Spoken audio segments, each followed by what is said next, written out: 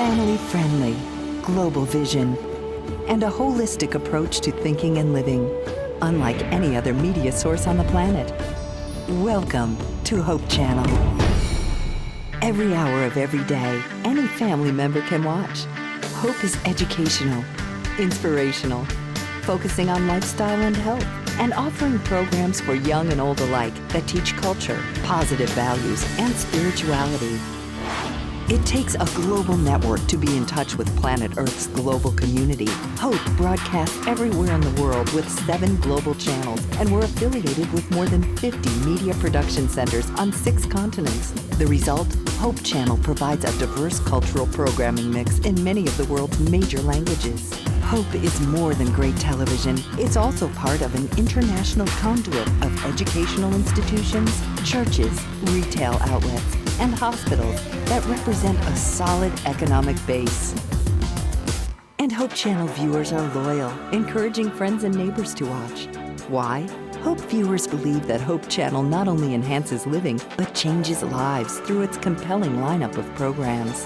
Documentaries, taking your subscribers around the world and back through time, visiting places where history was made. Fascinating biographies that open up the lives and times of people who made a difference in society. Travel programs that transport the viewer around the world, demonstrating how people work together to make a better planet. Inspirational programming challenges viewers to experience the joy of discovering faith values and offering spirituality as an important part of a balanced lifestyle. Health and lifestyle programs teach disease prevention and make healthy living simple and attractive. Hope Channel programs provide invaluable support for developing healthy relationships and strong communities. Diverse and positive programming. A global infrastructure and network. A commitment to family-friendly programming 24 hours a day, 7 days a week. This is Hope Channel, your source for quality of life programming.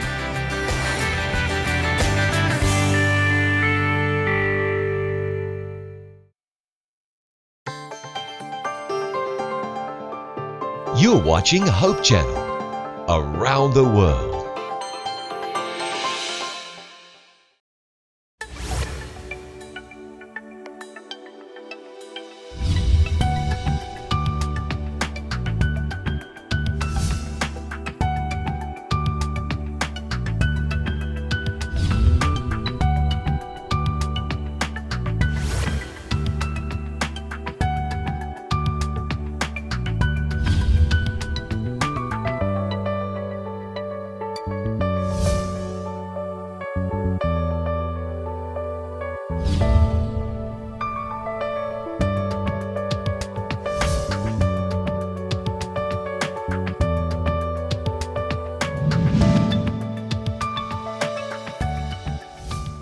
Isang mapagpalang araw sa inyo minamahal naming mga taga-subaybay. Kumusta po kayo? Ako po muli ang inyong lingkod, Pastor Julio Amurao. At sa loob po ng isang oras ng ating pagsasama-sama, atin pong tatalakayin, ating pag-aaralan, atin pong sasaliksikin ang mga kabutihan at ang aral ng ating Panginoong Diyos. Muli, makakasama po natin sa ating talakayan upang magbigay linaw sa paksa natin sa ating pag-aaral ngayon ay si Pastor Danny Conejos. Siya po ay isang guro ng Biblia sa College of Theology sa Adventist University of the Philippines at siya po ang kanyang linya ay doon sa tinatawag na Systematic Theology. Pastor, ang inyo pong pagbati sa ating taga-subaybay. Magandang araw ho, Pastor Julio. At magandang araw din ho sa ating mga ginigiliw na manunood. Sana ho sa talakayan natin sa araw na ito, marami ho kayong matutunan na sapat para maranasan ho ninyo ang biyaya ng ating Panginoon. Samahan po ninyo kami sa isang oras sa ating pagtalakay sa ating programang Let God Be God. Alam po ninyo, gaya ng ating tinalakay doon sa ating nagdaang episode, ating tinalakay ang bahagi ng Diyos sa tinatawag na kaligtasan. Tangina ang bahaging ginampanan ng ating Panginoong Hesus o ang kanyang malaking paghihirap, ang kanyang sakripisyo, at siya ang ating naging, ang sabi nga ng ating pagtalakay substitutionary death. Ngayon, ang atin po namang pag-aaral ngayon ay ano ang bahagi ng tao sa kaligtasang ito? Ano ang inaasahan ng Diyos para sa atin? Ito po ay napakagandang paksa at kinakailangan natin ang gabay ng ating Panginoon. Tayo po'y manalangin. Amang banal na makapangyarihan sa lahat, nagpapasalamat kami at nagpupuri sa inyo dakilang pag-ibig sa amin, sa inyo pong laan na kapatawaran at kaligtasan sa pamamagitan ng inyong bugtong na anak, ang aming Panginoong Hesus. Ngayon po ay aming sasaliksikin, ngayon po ay aming tatalakayin kung ano naman ang maaaring maging tugon at bahagi ng bawat tao sa inyong ipinagkakaloob sa inyong iniaalok na ito na kaligtasan. Gabayan kami ng inyong banal na Espiritu sa amin pong pag-aaral na ito. Ito po ang aming dalangin sa pangalan ng Panginoong Hesus. Amen. Pastor, tunghin po agad natin ang ating paksa. Gaya ng aking nabanggit kanina, na doon sa ating nagdaang pagtalakay ay ating pinag-aralan ang tungkol sa bahagi ng Diyos. Tanging ang bahagi ng Panginoong Hesus doon sa kaligtasan. Ngayon po naman, ano naman ang bahagi ng tao dito sa tinatawagan nating pagliligtas na ito ng Diyos? Siguro ilagay natin sa tama na perspective. Nung pinag-aralan natin na nakaraan, ating tinalakay, ano yung ginawa ng ating Panginoon para tayo ay maligtas. Ngayon, hindi talaga na mayroon tayong gawin para na maligtas. Siguro, ano ang gawin natin para maranasan ang kaligtasan? Kasi kung minsan, may tanong dyan sa banal na aklat, yung eksperyensya ni Apostol Pablo. O yung karanasan ni Pablo. Yung karanasan ni Pablo sa ni Silas, na doon sila nakulong sila. Doon sa Pilipay. Nang nakulong sila, mayroong earthquake, lindol, nabuksan yung lahat na kulungan. Nang nabuksan yung lahat na kulungan, yung gwardya, na nakita niya na bukas na ang lahat na shielda, yung lahat na kulungan, yung gwardya, tinangka niya na kinuha niya yung swords niya, yung espada, at magpakamatay sana yung gwardya. Kasi sa pagkakaalam niya, pag nakatakas yung mga nakakulong, ikaw na gwardya, sa'yo yung nakargo. Kaya papatayin ka. Nang nakita ni Pablo at saka ni Silas na magpakamatay na siya, sabi niya, huwag mong gawin yan. Andito lang kami. Kaya nagtanong kaagad yung jailer. Sabi niya, sirs, yun ang address mga Ginoo, ano bang gawin ko para ako ay maligtas? Common yan sa mentality nating mga tao na gusto nating malaman kung anong gawin natin para tayo ay maligtas.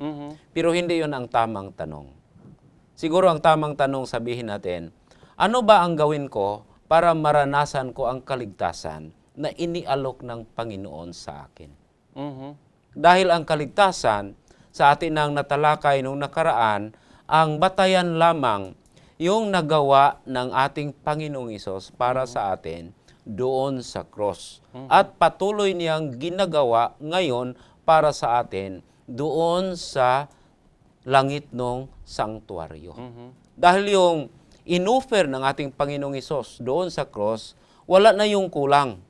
Pero sa ngayon, ginagawa niya na available sa bawat isa sa atin ang nagawa niya doon sa cross, doon naman ngayon sa langit heavenly sanctuary.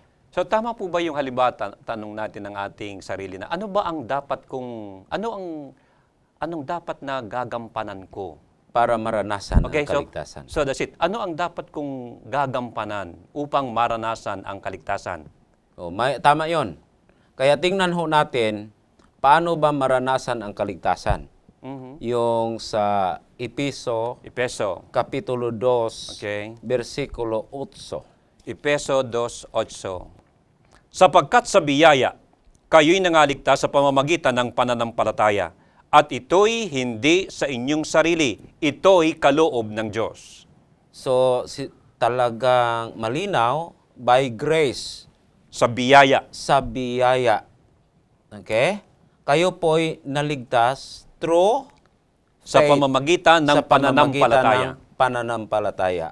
Ito ay hindi Ito'y hindi sa inyong sarili, ito'y sa ating kaloob ng kaloob. Diyos. Okay? So dito, ipinahayag yung tinatawag nating graciousness ng Panginoon sa kanyang pagligtas sa atin. Uh-huh. So ang kaligtasan pala ay sa pamamagitan ng biyaya Biyaya. at o by grace. At sa pamamagitan ng ating pananampalataya, mapasa atin yon. Mhm. Ito ba yung sinasabing sola fide? Yeah, may term yan sa 16th century Okay. na yung isang reformer, tinatawag niya sola fide. Sola fide. Tatlo yung sola na ginawa niya doon eh. Tatlong solas. Sola fide, sola gratia, sola scriptura. Mhm. By the scriptures alone, by faith alone, By faith alone. by grace grace, alone. alone. Mhm. So, ang kaligtasan, maranasan ho natin sa pamamagitan lang ng pananampalataya. Wala nang iba. Mhm. Dahil ang kaligtasan nakabase lang sa biyaya. Wala nang iba. Mhm. Ang biyaya na yon, tinalakay natin kung paano yan nangyari nung nakaraan natin na episode. Sa ating Panginoong Hesus. Sa ating Panginoong Hesus, sa ginawa niya doon sa cross. Mhm. Pero sa eksperyensya na ito, kailangan natin yung elemento na lalapit tayo sa Panginoon. Sa pagkakaunawa ng iba, yun ay tinatawag na repentance. Mhm. Ano ba yung repentance? Pagsisisi. Pagsisisi. Pagsisisi.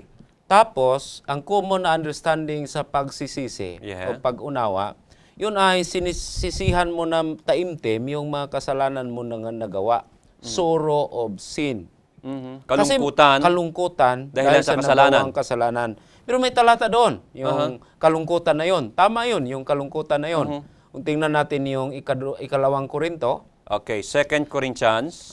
7, 2 Corinthians chapter 7 verse 10. no, Sapagkat ang kalumbayang mula sa Diyos ay gumagawa ng pagsisisi sa ikaliligtas na hindi ikinalulungkot, datapwat ang kalumbayang ayon sa sanglibutan ay ikamamatay. Muli ko pong babasahin, sapagkat ang kalumbayang mula sa Diyos ay gumagawa ng pagsisisi sa ikaliligtas na hindi ikalulungkot, datapwat ang kalumbayang ayon sa sanglibutan ay ikamamatay. sa English, godly grief or godly sorrow produces repentance. Godly sorrow produces repentance. Repentance. So, yung godly sorrow, dahil pinakinggan mo yung convicting voice of the Holy Spirit, Ito yung kaugnay ng ating Kaugnay ng- tinalakay ng mga nagdaang araw na ang Holy Spirit ay sumusumbat oo, at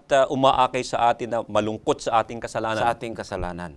Na ngayon, sisihan natin yung ating kasalanan. Mhm. Ang salita na repentance, sa Hebrew na kaisipan, nangangahulugan niya na change of the mind. Baguhin yung kaisipan. Mhm. Pagbabago ng isip. Pagbabago ng isip, yung tinatawag na salita na nakam. Nakam. Nakam at saka sab. Mhm. Kaya nga doon sa Genesis Kapitulo 6, versikulo 6, God repent, yun sa English, Mhm. nagsisisi. Ang word doon, nakam.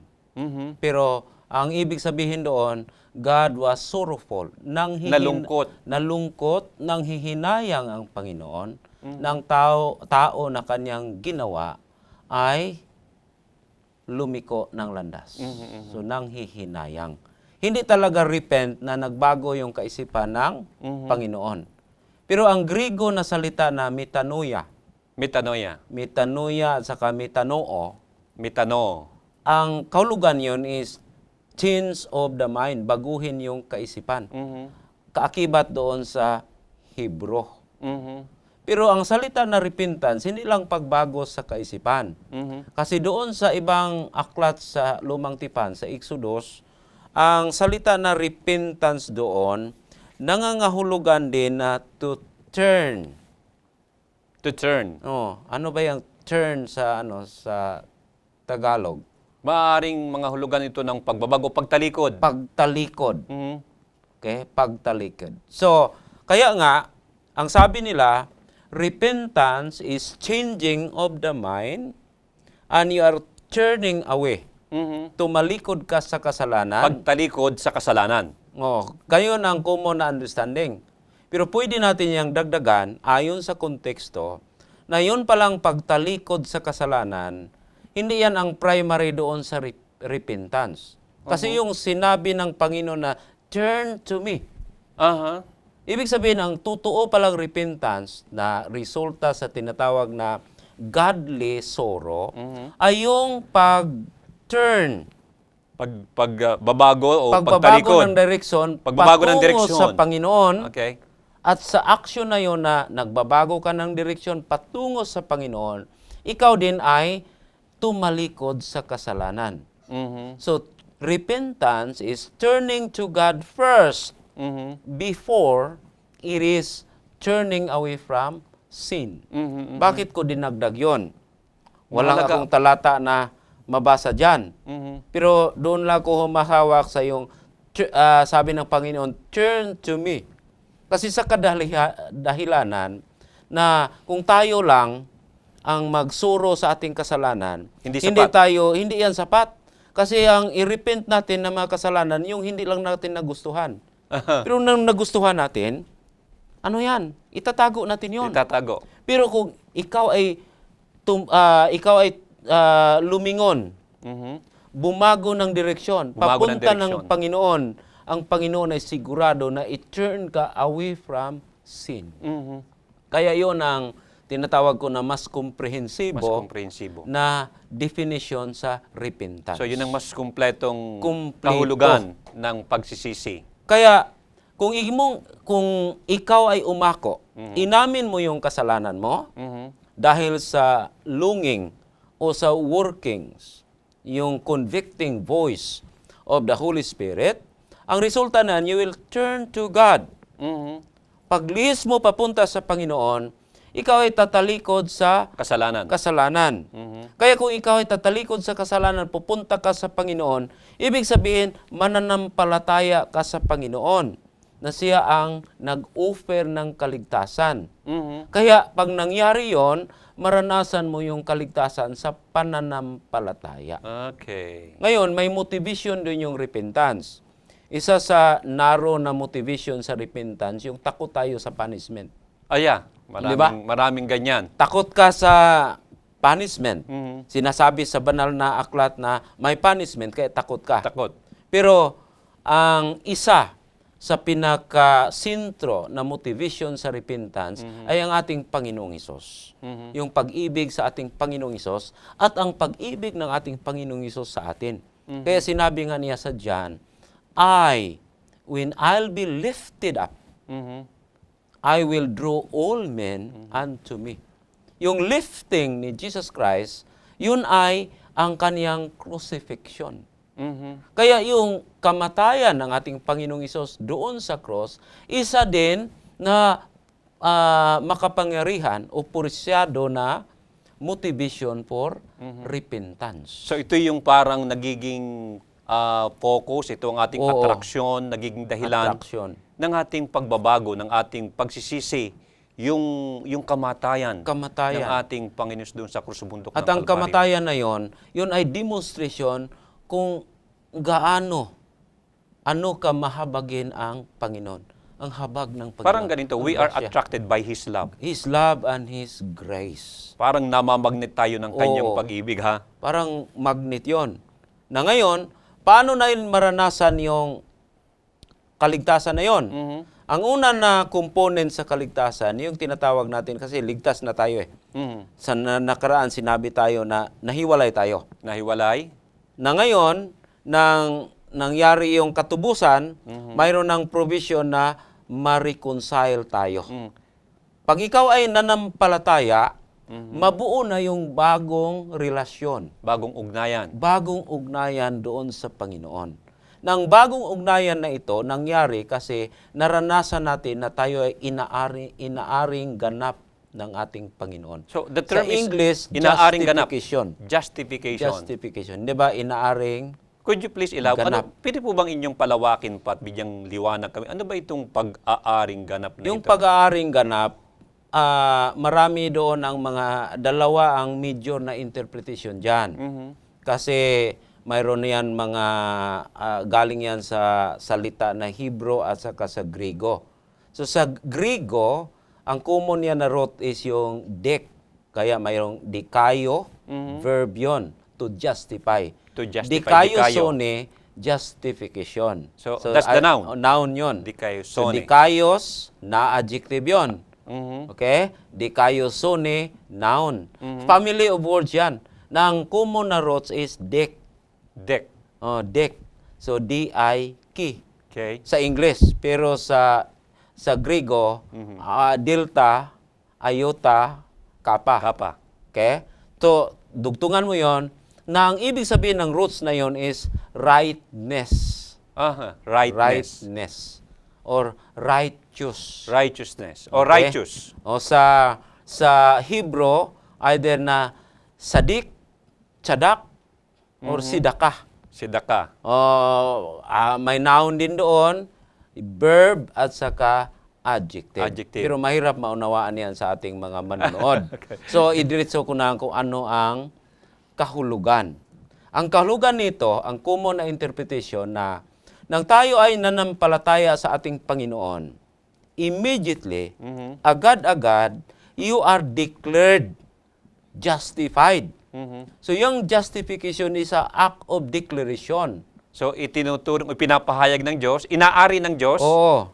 Kasi yung salita na justified, yun ay lingwahe sa korte. There is a judgment of acquittal. Parang, pinawalang Sala ka. Walang sala. Walang sala ka. You are declared acquitted. Acquitted. Not guilty. Not guilty. Ano ang paraan? You have to make an amend. You have to recognize that you are guilty. And then the Lord will declare you what? Not guilty. Anong basihan? Anong batayan? Yung ginawa ng ating Panginoong Hesus para sa atin. Yung tinalakay natin sa nakaraan. Kaya tayo ay naaring ganap na hindi naman tayo righteous by ourselves. Pero yung righteousness ng ating Panginoong Hesus na na-produce doon sa kamatayan niya, doon sa cross, at saka yung pamumuhay niya na perfect obedience, ang total na component doon, yun ang tinatawag na righteousness ni Jesus Christ. Sa process ng bago na kaugnayan, ang righteousness na yon, it will be counted for us. Ibibilangin niya na sa atin. Kasi nagkaroon nga ng substitution. So pag nanampalataya tayo, bibilangin yan sa atin. Kaya dahil sa katwiran, sa righteousness ng ating Panginoong Hesus na ginawa niya para sa atin at ginawa niya ng nabubuhay siya dito sa mundo, yun ay ma-impute sa atin. Yun pumasok yung term na imputed righteousness. Ibinibigay na katuwiran. Katwiran para sa atin. ng Hindi ating yan Panginoon atin. Jesus. Hindi atin. Yun ay sa ating Panginoong Hesus. Pero pag nanampalataya tayo, yun ay mapa sa atin. Dahil ibinibigay sa atin. So, ang ibig sabihin po nito, Pastor, sa inyong paliwanag, imputed righteousness, at sabi niyo ito'y batay doon sa kamatayan ng Panginoong Jesus at doon sa kanyang perpektong buhay. So, nandun yung pagtubos at nandun yung katuwiran sapagkat ibinibigay sa atin. Kaya magkaroon na yon na yung katwiran na yon ng ating Panginoong Hesus, dahil tayo ay hindi karapat-dapat, na nang mananampalataya na tayo, yun ay ilagay sa atin. Kaya ibibilang na atin. Ibibilang at saka isusuot sa atin. Kaya tinatawag niya na robe of righteousness. Robe of righteousness. Ano ba yon? Yung Damit ng katwiran. Damit ng katwiran. O sa ibang Na salita, maputing damit ng Maputing katwiran. damit na mapasa atin sa pamamagitan ng pananampalataya dahil yun ay libre na kaloob sa Diyos para sa atin. Kaloob ng Diyos. Kaya nagkaroon tayo ng bago ng ugnayan ng ating Panginoong Isos. Mhm. Dahil sa katwiran na yan, sa harap ng Diyos, tayo ay inaaring ganap na. Tayo ay matuwid na. Mhm. Tayo ay karapat-dapat na magkaroon ng ugnayan sa Kanya. Tayo ay magiging anak na ng Panginoon. Dati, dahil sa kasalanan, tayo ay nagiging kaaway ng Panginoon. Enemy of God. Yes. Ngayon, tayo ay children of God. Mhm. Paano natin maranasan yung justification? Sa pamagitan ng pananampalataya. Wala tayong ibang gawin, mananampalataya lamang. Dahil ang katwiran na yon, ang justification na yon, yun ay resulta sa ginawa ng ating Panginoong Hesus para sa atin doon sa cross, outside of us. So, Hindi dito sa ating loob. Tama po ba yung terminong ginagamit ng iba? Ito yung tinatawag na katuwiran sa pamamagitan ng pananampalataya. Pwedeng tinatawag natin na ganon. Katwiran na ibig sabihin na angkin natin sa pamamagitan ng pananampalataya. Righteousness by faith. Mhm. Okay? So yun, tama yun. So, ang justification, maangkin natin yun by faith. Kaya sabi na, by faith alone. Sa pananampalataya lamang. Wala nang iba. So ito yung binabanggit na bagong kaugnayan sa ating Panginoong Diyos. So, bagong kaugnayan, dahil dyan, i-adapt ka na child of God. Anak ng Diyos. Anak ng Diyos. Dati, The Lord. tayo ay kaaway Kaaway. ng Diyos. Mhm. So, yun ang bago na kaugnayan natin, justification. Wala tayong ginawa para buuhin ang justification. Ang atin lang gawin, tanggapin yun. Mananampalataya lang tayo. Ano po ang kaugnayan nitong bagong relasyong ito sa Panginoong Diyos sa ating karanasan? Ano po ang mga iba pang mga implikasyon nito? Ang karanasan kasi sa kaligtasan dynamic. Mhm. Hindi ibig sabihin na inaring ganap ka, tapos na yon. Mhm. Hindi. Ako po ba'y mayroon ng how sure am I? Kasi tiyak na ba ako sa kaligtasan? Kasi In that ang pag-aring ganap, yung justification is a restoration of our broken relationship. Okay. So, ang kaligtasan hindi natapos doon sa restoration. Kasi ang ang ugnayan natin sa Panginoon, ibinibalik lang. Pero yun ang masabi natin na foundational, yung pagbabalik. Pero yung po ba halimbawa, di sumampalataya na ang isang tao, pero natatakot pa rin ako. Maliligtas kaya? Maliligtas. Yun ang Declaration kasi, pag tayo ay nanampalataya na sa ating Panginoong Hesus, at ang declaration na tayo ay inaring ganap na dahil sa pananampalataya, gaya ng naranasan ni Abraham. Actually, itong pananampalataya para maging clear sa kanila, basahin ho natin ito ang mga binasihan nating talata sa konseptong ito. Yung sa Roma Kapitulo 3, 23. Sapagkat ang lahat ay nangagkasala nga at hindi nangakaabot sa kaluwalhatian ng Diyos. 24. Palibhasa'y inaaring ganap na walang bayad ng kanyang biyaya sa pamamagitan ng pagtubos na nasa kay Kristo Jesus, na siyang inilagay ng Diyos na naging pampalubag loob sa pamamagitan ng pananampalataya sa kanyang dugo upang maipakilala ang kanyang katwiran dahil sa hindi pagpansin sa mga kasalanan na nagawa na nagdaang panahon sa pagpapahinhod ng Diyos. Makita mo yung mga pagkakasunod doon. Tayo ay hindi umabot sa kaluwalhatian ng ating Panginoong Hesus. Okay, lahat nagkasala. Okay? Lahat ay nagkasala. Tapos binanggit yan yung paano inaaring ganap tayo sa pamamagitan ng pananampalataya. At saka yun ay dahil sa biyaya. Sa biyaya. Kung balikan mo yung konteksto dyan, sa versikulo 19, ang tao ay mayroong kasalanan dahil nilabag natin yung kautusan ng Panginoon. Yes. Dahil yan, tayo ay guilty.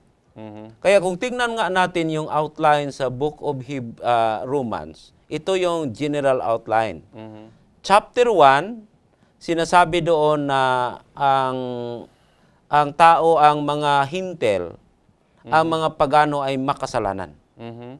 Kaya yung nakinig yung mga Hudyo kay Pablo, sabi niya, tama yon. Kasi para sa mga Hudyo, Para sa makasalanan yung mga hintel. mga hindi Hudyo sa Hindi madaling Hudyo. Okay. Chapter 2, sinabi din ni Pablo na ang mga Hudyo ay makasalanan. So pareho na sila. Parehas na sila. Chapter 3, sinabi niya, lahat ay makasalanan. Kasama na tayo. Kasama na tayo. Okay, Kaya, yan ang theology. nasabi na yon, ang lahat ay makasalanan, binigay niya ang solusyon. Paano tayo aariing ganap na tayo ay makasalanan? Mhm. Dahil sa katwiran ng ating Panginoong Hesus. Mhm. Pero ang problema, dahil sabi sa Lumang Tipan, hindi pwedeng magsinungaling ang Panginoon. Aha. Yung hindi matuwid at hindi banal, hindi yan pwedeng i-deklarar na Matuwid. matuwid o acquitted. Walang sala. So yung makasalanan, yung may sala, i-declare talaga na guilty. Guilty. So paano tayo maaring ganap, ma-declare na walang kasalanan, na makasalanan tayo? Kaya nga pumasok yung katwiran ng ating Panginoong Hesus na basihan sa pag-aaring ganap sa atin. Mhm. Kaya sa 4, inillustrate na doon paano yan nangyari na inaring ganap ka sa pamamagitan ng pananampalataya. Pumasok doon yung karanasan ni Abraham. Yeah, si Abraham. Okay. Yung sa mula 1 hanggang 5. Na si Abraham, he was counted righteous Mhm. Ibinilang na matuwid na matuwid by faith, through faith, sa pananampalataya. sa pamamagitan ng pananampalataya. Kaya, nung tiningnan tayo ng Panginoon, nananampalataya tayo, yung mga kasalanan natin na nagawa sa una, Mhm. hindi na yun tiningnan. Kasi ang tiningnan, yun ang katwiran ng ating Panginoong Hesus na account sa atin, Ibinilang na sa na atin. ibinilang sa atin dahil tayo ay nanampalataya sa Kanya. Okay. Kaya Praise the Lord. nangyari yung tinatawag natin na bagong ugnayan. Bagong ugnayan. Bagong ugnayan. Paano maranasan? Sa pananampalataya. Mhm. Could you please give a comment dito sa 1 John 5:13? Ito'y tungkol sa, yung minsan kasi merong mga tao nag-iisip na, ay, ano kaya ako siguro? Babasahin ko po sa inyo, Pastor. Oo. May mga nagtatanong ng tungkol dito. Gaano kaya katiyak na ako'y ligtas na? Tingnan po natin, itong 1 John 5:13, naalala ko lang itong passage na to. 5:13 ang sabi ganito, ang mga bagay na ito ay isinulat ko sa inyo upang inyong maalaman na kayo'y mayroong buhay na walang hanggan sa makatuwid ay sa inyong nananampalataya sa pangalan ng anak ng Diyos. Yun ang tinatawag natin na assurance now, present assurance sa final salvations.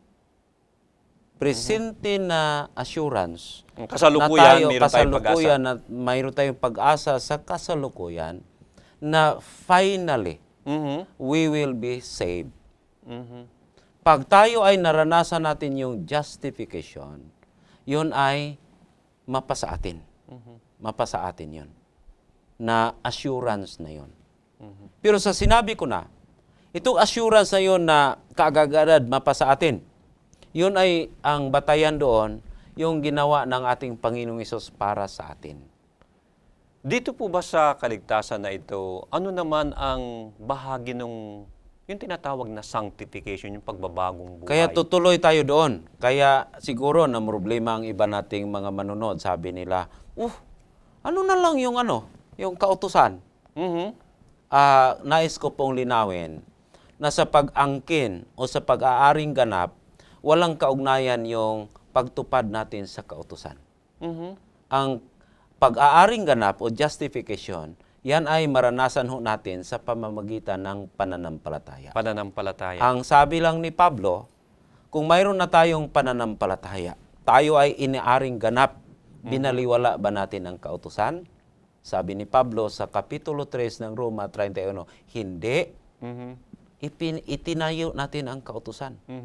Ibig sabihin, yung karanasan ng pag-aaring ganap sa pamamagitan ng pananampalataya, hindi nagsasabi na wala ng halaga yung kautusan sa buhay ng tao. Dahil ang karanasan ng kaligtasan ay hindi natapos doon sa inaari tayong ganap. Dynamic ito. Itong karanasan ng Ito'y kaligtasan. patuloy, ito'y buhay. Ito'y patuloy na ating isabuhay, na ating maranasan. Kaya nga nagtanong ka, ano itong sanctification? Ang salita na sanctification, Pagpapakabanal sa Tagalog. pagpakabanal yun sa Tagalog. Pagpapakabanal. Pagpakabanal. Ang roots yan sa Grego, yung hagios. Hagios. So, mayroong verb doon, hagyaso. Hagyasuni. Marami doon na, na variation doon. Kasi may adjective, may noun. Sa Hebrew, kadash, kudish. Kaya ang sanctuary na tinatawag na banal, kudish yan. Okay? Or kadash. So, yun ang mga salita doon. Pero wag na nating intindihin yung yung Hebrew. Nahirapan nga ako dito sa Tagalog. Kaya ang intindihin natin dito, ano bang ibig sabihin itong ginawa tayong banal? Inaaring ganap tayo at ginawa tayong banal. Itong sanctification, ito ay hindi mo pwedeng ihiwalay sa justification. Magkaugnay. Magkaugnay ito. Pero hindi isa. Pero magkaiba. Magkaugnay pero hindi isa. Hindi isa. They cannot be separated, but they are distinct.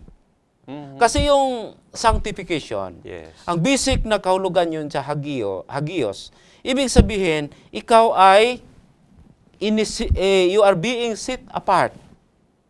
Ibinukod. Ibinukod ka. Halimbawa, bigyan kita ng halimbawa. Yung unang araw hanggang sa ikapitong araw, ang ikapitong araw, God sanctified the seventh day.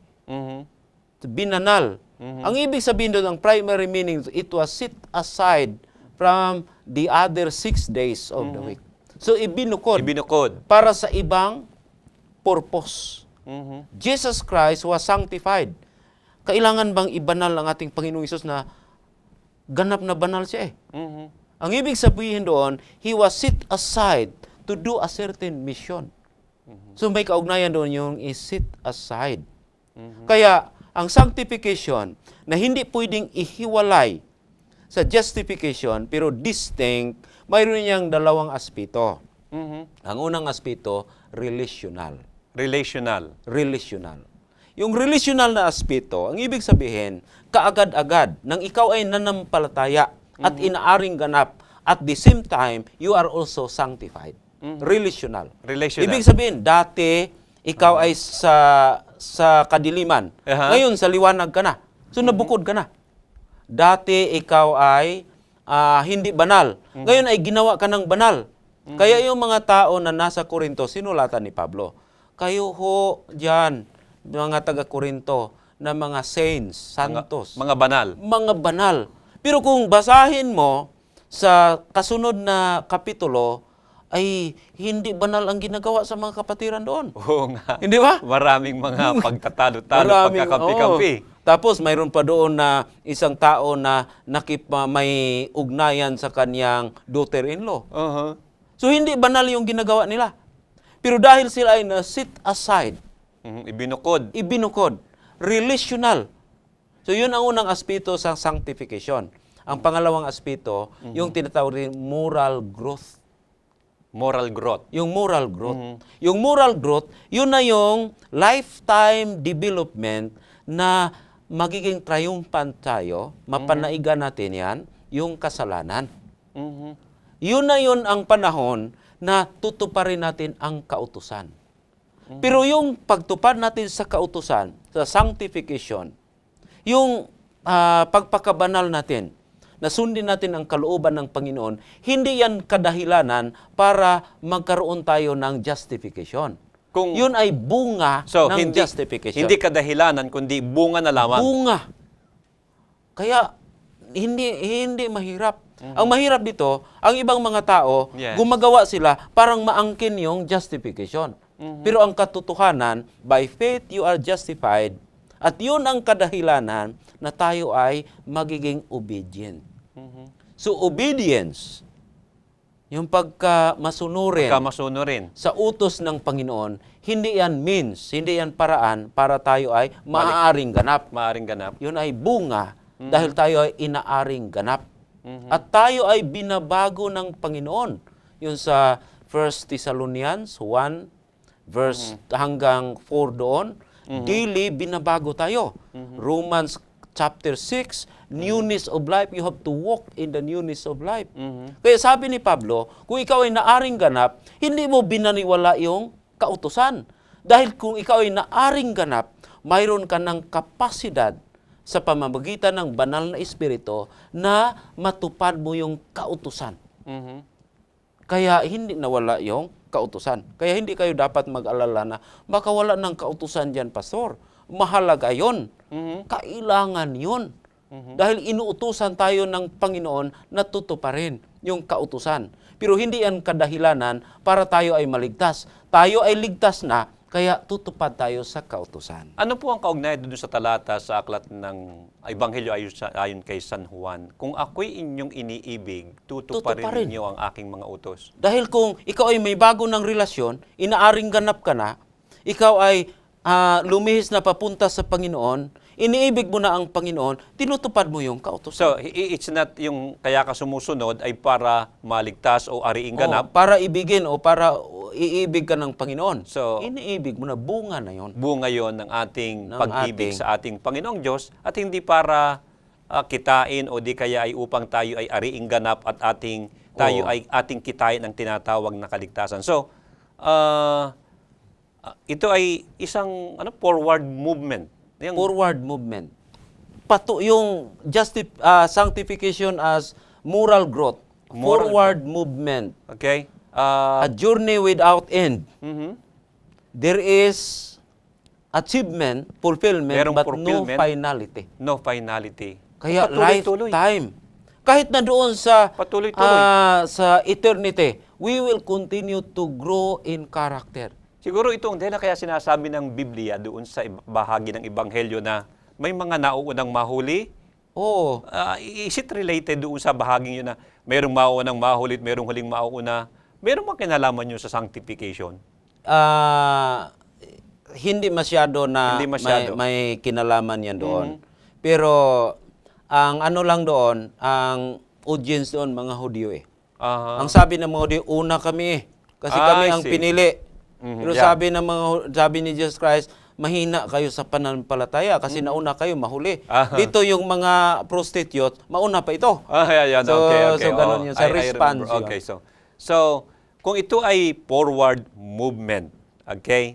Tapos ay ang sabi, journey without end. There is fulfillment There but is no fulfillment, finality. but there is no finality. Kaya sabi diyan sa ikalawang Korinto yung 3, Yeah. 1 Korinto ba yun? 3, Mhm. 18.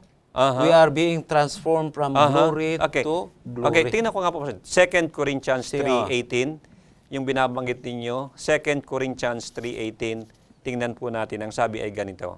Datapwat tayong lahat na walang talukbong ang mukha, na tumitinging gaya sa isang salamin sa kalawalhatian ng Panginoon ay nababago tayo sa gayon ding larawan mula sa kalawalhatian hanggang sa kalawalhatian na gaya ng mula sa Panginoon na Espiritu.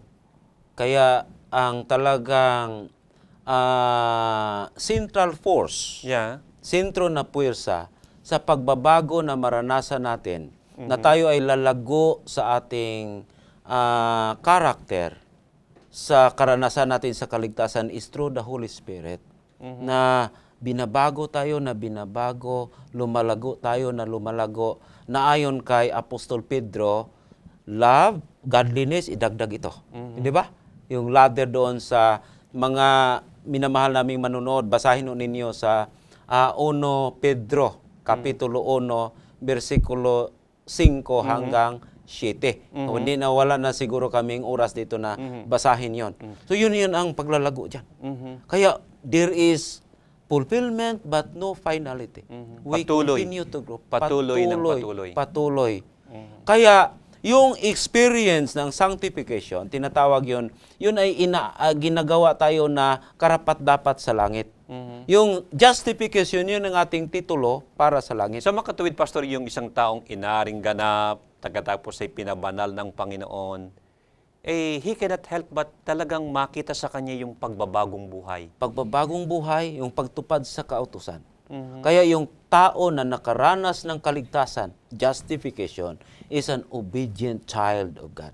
Pero liliwanagin po natin dito, minamahal na mga kaibigan, na yung pagbabagong iyon, yung pagsunod na yun ay hindi upang ating kitain o tamuhin ang kaligtasan. In the first place, tayo po Ligtas na inaring tayo. ganap na, Oo. iniligtas na tayo ng ating Panginoong Hesus. Ngayon, Pastor, mayroong pang isang termo sa Culminate. kaligtasan, yung tinatawag naman na glorification. Yun ang culmination. Yun ang culmination. Kasi ang nangyari kasi ito, nang tayo ay inaring ganap, na bago yung Lord natin. Dati kasi, dahil sa ating namana na nature, na may tendensiya sa kasalanan, Ay, nakahilig sa kasalanan. Ang boss natin sa ating sarili, yung kasalanan. Nananampalataya tayo, ginawa tayong banal ng ating Panginoong Hesus, iba na ang boss natin, ang Panginoong Hesus na. Okay, siya na ang ating Pero, ang nature natin, nandyan pa rin. Hindi pa yan nabago eh. Mhm. Ang nature natin, yung laman natin na makasalanan nandyan pa rin. Ang term yan na analogy, tinatawag na dati, ang kasalanan presidente. Aha. Nang nagbago, kasi tinanggap natin ang ating Panginoong Hesus, ang Panginoong Hesus na ang presidente. Aha. Pero ang laman na makasalanan ay residente. Nandyan pa rin. Hindi na Siyempre, presidente, nandyan pa rin. pero residente. Uh-huh. Pagdating sa glorification, second coming of Jesus Christ, So ito pong glorification, ito yung second coming pagbabalik sa ikalawa ng Panginoong ng Hesus. ating Panginoong Hesus. Mhm. Ang sabi doon, siya ay sa tunog ng pakakak, Mhm. babalik siya. Aha. Tapos yung mga namatay na nanampalataya ng ating Panginoong Hesus, sila ang una na makaranas ng muling pagkabuhay. Mhm. Yung buhay, hindi rin mauna. Dahil yung nabuhay at saka yung nadatna ng ating Panginoong Hesus na buhay, sabay-sabay na dalhin papunta sa langit. Hindi yun natalakay doon yung bakit tayo makapunta sa langit. Aha. Doon yan sa 1 Corinto 15, Aha. versikulo 51 hanggang 54. Akin pong babasahin sa inyo yung mga talatang binabanggit sa atin ni Pastor Danny. 1 Tesalonica 4:13. Ganito po ang binabanggit sa aklat ng Tesalonica. 1 Tesalonica 4:13 na patuloy. Ito po ang sabi sa atin. Ngunit hindi namin ibig na hindi kayo makaalam, mga kapatid, tungkol sa nangatutulog, upang kayo huwag mga lumbay na gaya ng mga iba na walang pag-asa. Sapagkat kung tayo nagsimpalatayang si Jesus ay namatay at nabuhay na maguli, ay gayon din naman ang nangatutulog kay Jesus ay dadalhin ng Diyos na kasama niya. Sapagkat ito'y sinasabi namin sa inyo sa salita ng Panginoon, na tayong nangabubuhay na nangatitira hanggang sa pagparito ng Panginoon ay hindi tayo mga una sa anumang paraan sa nangatutulog, sapagkat ang Panginoon din ang bababang mula sa langit, na may isang sigaw, may tinig ng arkanghel, at may pakakak ng Diyos, at ang nangamatay kay Kristo ay unang mga bubuhay na maguli. Kung magkagayon, tayo nangabubuhay na nangatitira ay aagawing kasama nila sa mga alapaap upang salubungin ang Panginoon sa hangin, at sa ganito isa sa Panginoon tayo magpakailan-kailanman. Sa 1 Corinto doon mangyari kung anong mangyari doong yung mga tao na aagawin papunta sa itaas sa kayong mga muling nabuhay. Ang sinabi doon, sa isang kislap lang, magbabago ang ating katawan. Okay, tunghayan po natin ang binabanggit na bahagi ng kasulatan. Ang sabi po dito, 1 Corinto, Kapitulo 15, right? Versikulo 51 na patuloy. Ang sabi ay ganito, narito, sinasaysi ko sa inyo ang isang hiwaga. Hindi tayong lahat ay mga tutulog, ngunit tayong lahat ay babaguhin.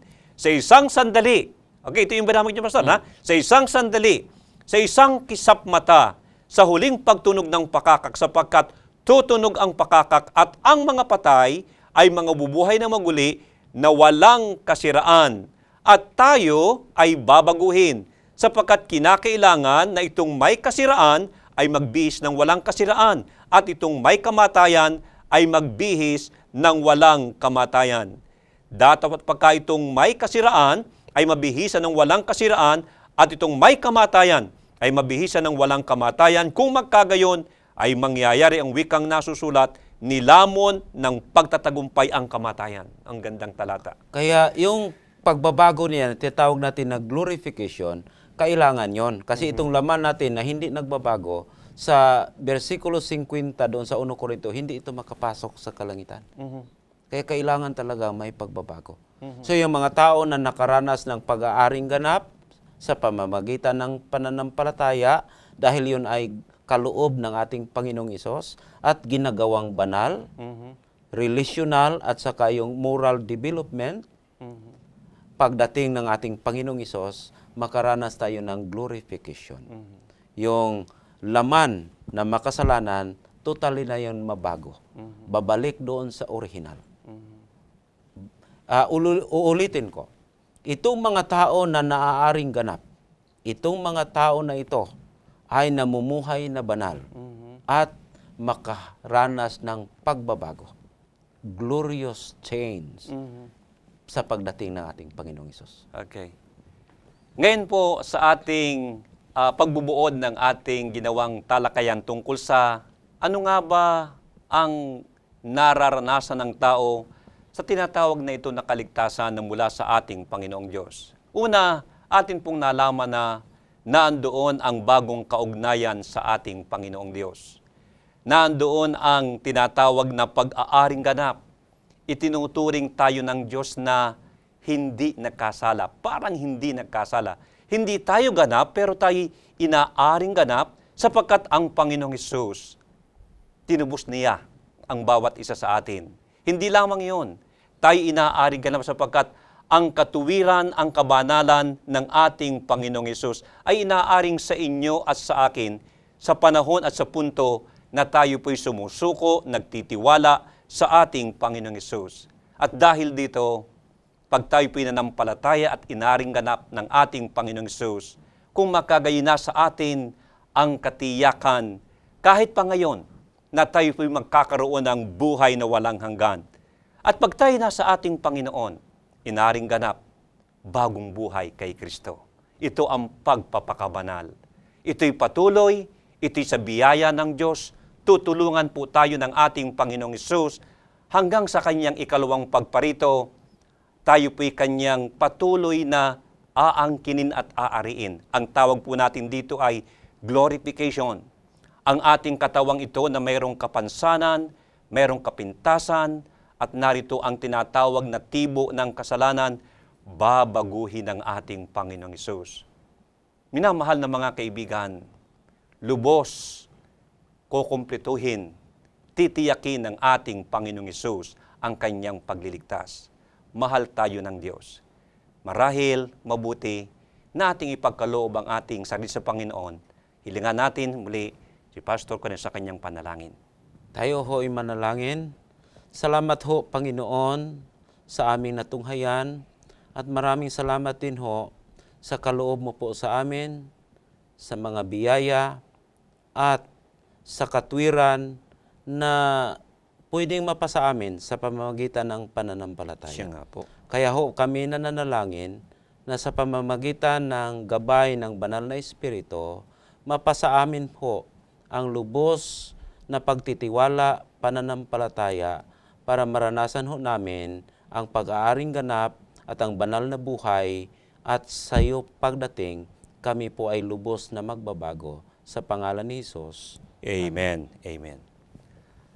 Pastor, marami pong salamat sa inyong pakikisama sa ating talakayan, ang inyong pong pamamaalam sa ating mga taga-subaybay. Kaya ho, mga minamahal po naming mga manunood, ang katwiran, ang habag, ang grasya ng ating Panginoon ay nasa ating harapan.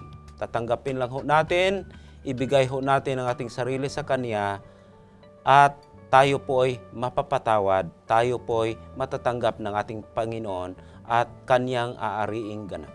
Maraming pong salamat sa inyong pagsubaybay sa ating programa, Let God Be God. Muli, sa darating po nating pagtalakay, ang kapayapaan nawa ng Diyos ang ating maranasan.